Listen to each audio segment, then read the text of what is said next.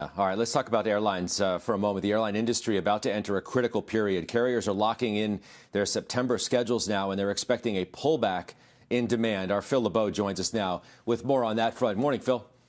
Good morning, Scott. Right now, we're in the period where you're going to see September schedules locked in, and then the early plans for October are starting to be formulated by the airline. American out on Saturday night with the formal schedule for September, and they are trimming it. No surprise here. You see fewer people flying in September than in August. They're going to be down 59% compared to September of last year, pulling back 11% compared to the same schedule they were flying in August. International remains dead in the water, down 77% versus a year ago. And here's the issue. We have seen passenger levels plateau between 70 and 75% lower compared to the same time last year. If you look at this chart, it's very clear that you are not seeing the uptick that the airline industry was expecting, that members of Congress were expecting. And that's why when you take a look at the airline stocks, the big focus right now is whether or not there is a second CARES Act that is passed, because the current guarantees for jobs, they end on September 30th. Now, if there's another CARES Act, another $25 billion that is allocated to lock those jobs in place through the end of March, then it's a different story.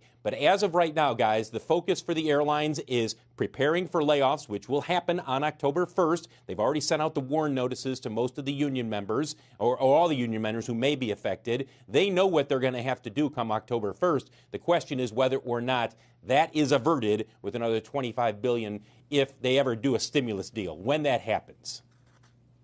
Yeah. If one doesn't happen, Phil, how much more do you think would service drop off?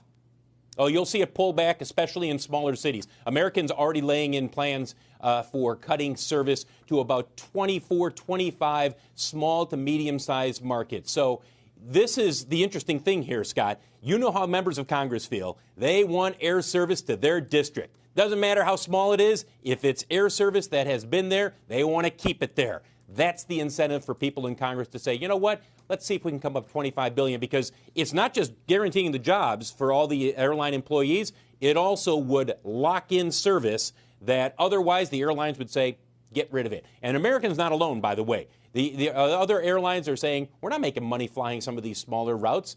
We'll pull back if we don't have that job guarantee money.